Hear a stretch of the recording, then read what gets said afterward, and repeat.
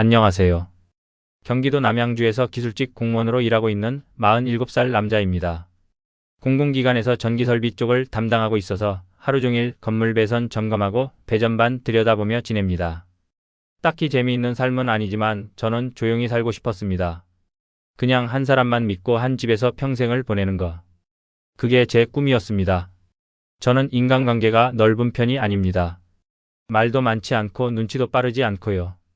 그래서 제게 친구라고 부를 수 있는 사람은 딱 한 명 있었습니다. 대학교 동기였던 성우라는 친구.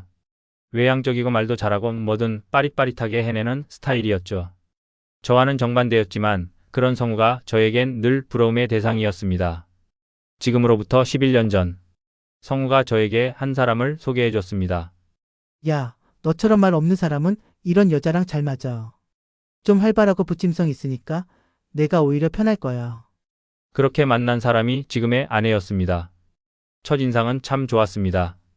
회사에 다닌다던 아내는 단정했고 말도 조심스럽게 하는 편이었죠. 처음 몇 번의 만남에선 제가 부담스러워할까봐 성우가 같이 나왔던 날도 있었습니다. 그런 날엔 성우가 제 옆에서 말도 풀어주고 상황도 정리해주고, 지금 생각하면 그게 다 기획된 만남이 아니었을까 싶습니다. 결혼까지는 빠르게 진행됐습니다. 그렇게 잘 어울린다며 성우가 사회까지 자청해서 봐줬고요. 신혼집은 제가 대출받아 마련했고 혼수는 아내가 아주 간단히 준비했습니다. 그때는 사랑이 먼저라고 생각했으니까요. 결혼 후 10년. 저는 일하고 아내는 가정을 돌보고, 아이가 없던 우리는 조용한 일상을 보냈습니다. 아내는 점점 사회생활을 하고 싶다며 일을 시작했고 저는 뭐든지 믿고 맡겼습니다. 원래 제 생각엔 저는 밖에서 일하고 아내는 안에서 삶을 챙기는 구조. 그게 부부라는 생각이었죠. 그런데 한 1년 전부터 아내가 자꾸만 차를 쓰겠다고 하더군요. 장 보러 갔다가 엄마네도 들러야 하니까 차 좀 쓸게. 저는 별 의심 없이 그래. 운전 조심해 하고 차 열쇠를 건넸습니다. 저는 출근길에 버스를 타고 퇴근 후엔 집 근처 정류장에서 내려 집까지 걸었습니다. 그게 한두 번이 아니었죠. 그러던 어느 날 차를 타려다 블랙박스 메모리 카드가 오래돼서 백업을 하려고 빼냈습니다. 습관처럼 컴퓨터에 꼽고 날짜별로 영상을 후려보다가 이상한 걸 발견했습니다. 화면은 차를 대놓은 어느 아파트 지하주차장이었습니다. 측면 카메라 영상이었죠. 어두운 영상 속 낯익은 두 사람이 보였습니다.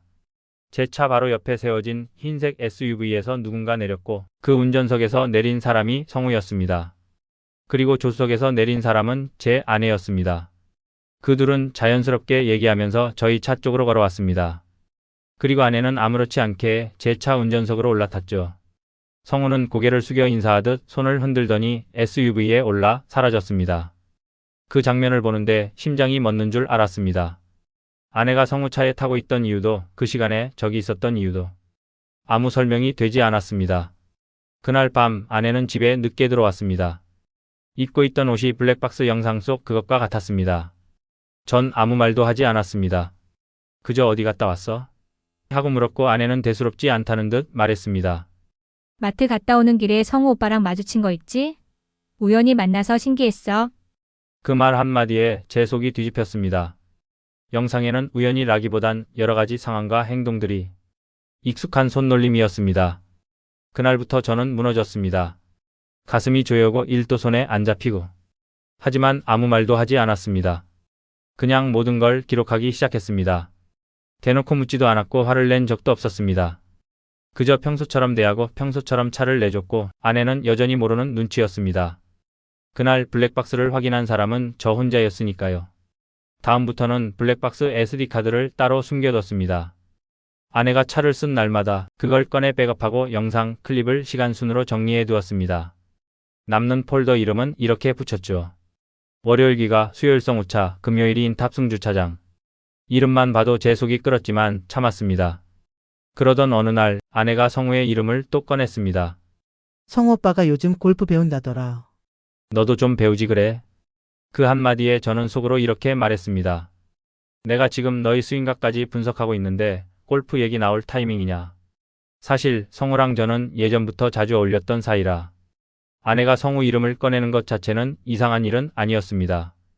하지만 제가 모르는 사이에 둘이 자주 만나고 제가 없는 시간에 우리 집 앞까지 함께 왔다는 건 완전히 다른 문제였습니다. 궁금한 게 생기기 시작했습니다.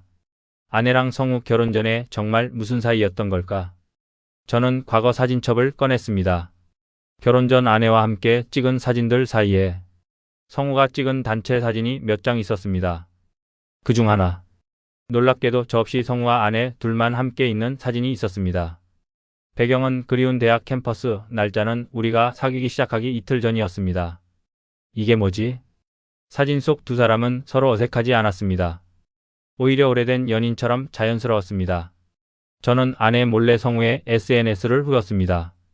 예전엔 자주 보였던 게시물이 최근 몇 달 사이 다 삭제되어 있더군요. 그중 한 장. 아내의 옆모습이 흐릿하게 나온 사진이 있었습니다. 댓글엔 누군가 그때 그 사람? 이라며 웃는 이모티콘을 달아놨고 성우는 이렇게 답했죠. 이제 내 사람이 아니니까 괜찮아 읽힐 건데 아직 내 스타일임. 손이 떨렸습니다. 지금 제 아내를 두고 하는 말이었습니다. 그리고 이젠 내 사람이 아니니까라는 말. 그 말 속엔 과거의 관계가 있다는 걸 스스로 인정한 셈이었습니다. 이쯤 되자 머릿속이 복잡해졌습니다. 설마 처음부터 성우는 날 알고도 아내를 소개시켜 준 걸까? 그날 이후 저는 아내의 과거를 캐기 시작했습니다. 대학 동기 몇 명에게 조심스레 연락을 했고 그중 하나가 술김에 흘렸습니다. 성우랑 지원 씨? 걔네 예전에 좀 오래 만나지 않았어? 네가 결혼한다 했을 땐 좀 놀랐었지. 성우가 네 소개로 그렇게 금방 넘어갔다는 게. 정확히 들었습니다. 성우가 소개시켜준 게 아니었습니다. 성우는 자기 말을 잘 듣고 조용한 친구인 저에게 과거 여자친구를 떠넘긴 것이었습니다. 그러고도 10년 동안 아무렇지 않게 내 옆에 있었습니다. 우리 부부 여행도 같이 가고 집들이도 와서 술 마시고 생일마다 전화하고 아내랑 같이 웃고 떠들던 그 친구. 이제 저는 알았습니다. 성우는 절 친구로 생각한 적이 없었습니다. 그저 자기가 정리 못한 과거를 내 손에 치워놓은 것이었습니다. 그리고 아내는? 과연 그걸 몰랐을까? 아니요. 그녀도 알고 있었을 겁니다. 처음부터 성우가 자신을 떠넘긴 것도 내가 그걸 모른 채 진심으로 대했다는 것도 그래서였겠죠. 결혼 후 시간이 지날수록 아내는 점점 날 피하고 무언가 죄책감 아닌 죄책감에 시달리는 듯한 눈빛을 했던 것. 그날 밤 전 컴퓨터 앞에 앉아 지금까지 모아온 모든 파일을 정리했습니다. 영상, 녹음, 문자, 캡처, 사진, 그리고 증언. 하드디스크 하나를 통째로 채웠습니다. 그리고 드디어 변호사 사무실을 찾았습니다. 변호사는 조용히 제 말을 다 듣더니 고개를 끄덕였습니다. 말씀하신 증거들 가능성 있습니다. 특히 결혼 전 두 사람의 관계를 숨기고 의도적으로 소개시켰다면 그건 기망에 가까운 구조로 볼 수도 있어요. 근데 이건 법보다 더한 복수도 가능하겠네요.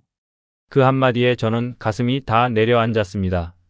10년을 웃으며 함께했던 그 놈, 제 아이를 낳아주겠다고 약속했던 그 여자. 그 둘에게 속고 살았다는 걸 이제야 인정할 수밖에 없었습니다. 변호사는 명확히 말했습니다. 일단 아내에겐 재산 분할 제한, 성우에겐 상간 소송과 직장 평판 파괴. 두 갈래로 가시죠. 저는 고개를 끄덕였고 그날부터 움직였습니다. 먼저 아내에게 어떤 말도 하지 않았습니다. 여전히 평소처럼 대했고 오히려 당신 요즘 예뻐졌네 같은 말까지 했습니다. 그 말에 아내는 피식 웃더군요. 그 웃음 아직도 잊히지 않습니다. 정말 기분 좋다는 얼굴이었거든요. 자기가 누군가를 두고 바람을 피우며도 그 남편 앞에서 저런 얼굴을 할 수 있다는 게 그걸 마지막으로 보게 된 표정이었죠. 일주일 뒤 아내 앞으로 내용 증명이 도착했습니다. 혼인 중 부정행위에 대한 자료 확보, 기망에 의한 결혼 성립, 재산 분할 제한 및 위자료 청구 예정. 내용은 딱딱했지만 말 그대로 내가 다 알고 있다는 선언이었습니다. 그날 밤 아내는 평소보다 빨리 퇴근했습니다. 문을 열고 들어온 그녀의 얼굴은 하얗게 질려 있었습니다. 이게 뭐야? 당신 이거 진짜야? 전 대답하지 않았습니다. 그저 아내의 눈앞에 작은 USB 하나를 건넸습니다. 그 안에는 블랙박스 영상, 사진, 성우의 SNS 댓글, 지인들의 음성 녹취까지 있었습니다. 그리고 그 맨 끝엔 아내가 성우와 나눈 메시지 화면이 캡처되어 있었습니다. 요즘 걔 너무 재미없어. 말도 없고 답답해. 내가 왜 이 남자랑 결혼했는지 모르겠어. 그리고 성우의 답장. 그래도 나 같진 않잖아. 너한텐 그 정도 사람이 딱 맞아. 아내는 화면을 보고도 아무 말이 없었습니다. 그냥 주저앉아 머리를 감싸쥐었습니다. 우리 다시 시작하면 안 될까? 그 입에서 그런 말이 나올 줄은 몰랐습니다. 저는 웃었습니다. 비웃음도 아니고 그냥 허무해서 웃음이 나왔습니다. 다시? 지금까지가 뭐였는데? 내가 잘 몰라서 모른 척해서 여기까지 온 거야. 이제 다시 시작은 너 말고 내가 할 거야. 그날 이후 아내는 친정으로 나갔습니다. 그 사이 저는 성우의 회사에 익명으로 직장 내 사적관계에 따른 비위 정황 자료를 제보했습니다. 성우는 영업직으로 중요한 계약을 다뤘기에 평판 하나로도 자리에서 물러날 수밖에 없는 위치였습니다. 실제로 며칠 뒤 지인 통해 들었습니다. 성우, 인사팀 호출됐대. 팀장 자리 내려놔야 할 수도 있대. 그 말만으로도 저는 충분했습니다. 아내와의 이혼 소송도 순조롭게 흘러갔습니다. 혼인 파탄 책임이 일방적으로 아내에게 있다는 점이 인정됐고 성우와의 관계, 감정 교류, 그리고 제게 알려주지 않은 과거 교제까지 의도적 기망에 의한 결혼으로 강하게 작용했습니다. 결국 아내는 재산 분할 없이 위자료 2천만 원 지급 판결을 받았고 성우는 직장 징계와 함께 명예훼손 소송까지 얹혀져 그야말로 사회적으로 끝이 났습니다. 그 둘이 지금 어디서 어떻게 살고 있는지는 모릅니다. 하지만 한 가지는 확실합니다. 그들은 제 앞에서 웃으며 살 수는 없을 겁니다. 지금 저는 지방에 있는 공공기관으로 전출을 신청해 새로운 동네, 새로운 사람들과 살아가고 있습니다. 혼자 사는 집엔 뭐 특별한 것도 없고 냉장고엔 물 몇 병, 라면 몇 개 정도. 하지만 적어도 제 집엔 거짓이 없습니다. 누가 봐도 평범한 공간이지만 이 집 현관 비밀번호는 오롯이 제 손으로 설정한 숫자들입니다. 이제는 밤에 누워 그날의 영상을 돌려보지 않아도 됩니다. 머릿속에서 그 얼굴들을 지워내지 않아도 되고요. 그냥 조용히 제 이름으로 된 공간에서 하루하루를 살아갑니다.